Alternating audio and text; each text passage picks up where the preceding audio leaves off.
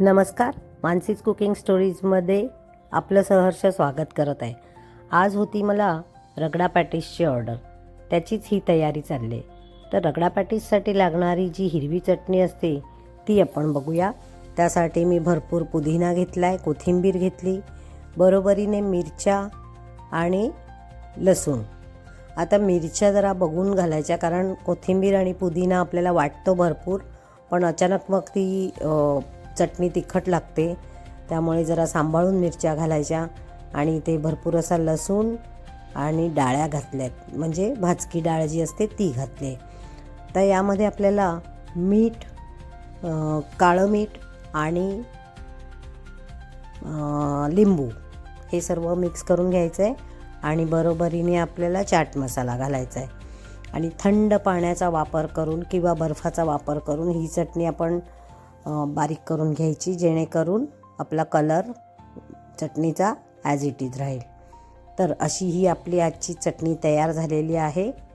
आणि आता तुम्हाला सांगायचं आहे की मला एक छान कमेंट आली आज आपल्या मसाले भाताच्या व्हिडिओवर की आत्ता पारायण चालू होतं आहे उद्यापासनं, काही लोक परवापासनं करणार आहेत.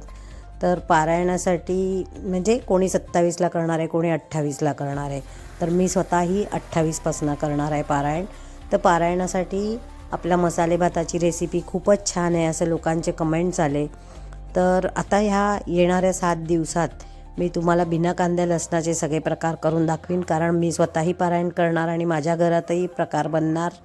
तर नक्की तुम्हाला हेल्प होईल त्याची. चला तर मग बघूया आपण. आता आपल्या इथं चटणी तर तयार झालेली आहे. रगडा पॅटीस माझा इथे ऑलमोस्ट होत आलेला आहे. एक साईडला मी चटणी बनवता एका साईडला मी पॅटीसही भाजायला घेतले होते आणि एक साईडला रगडा चालू आहे. म्हणजे सगळी कामं एक वेळेला चालू आहेत, म्हणजे गॅसवर काही ना काही ठेवलेलं आहे आणि इथे मी चटणी करायला घेतले.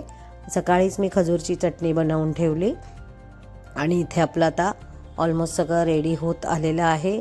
तर मला गरम गरम क्लायंटला अगदी 8:30 वाजता ऑर्डर द्यायची आहे, म्हणून ही तयारी. तर कसा वाटला आजचा व्हिडिओ सांगायला विसरू नका. लाईक, शेअर, सबस्क्राईब नक्की करा. पुन्हा भेटूया उद्याच्या भागात. तोपर्यंत इथेच थांबते, तुमची रजा घेते. भेटूया. चला मग, एन्जॉय.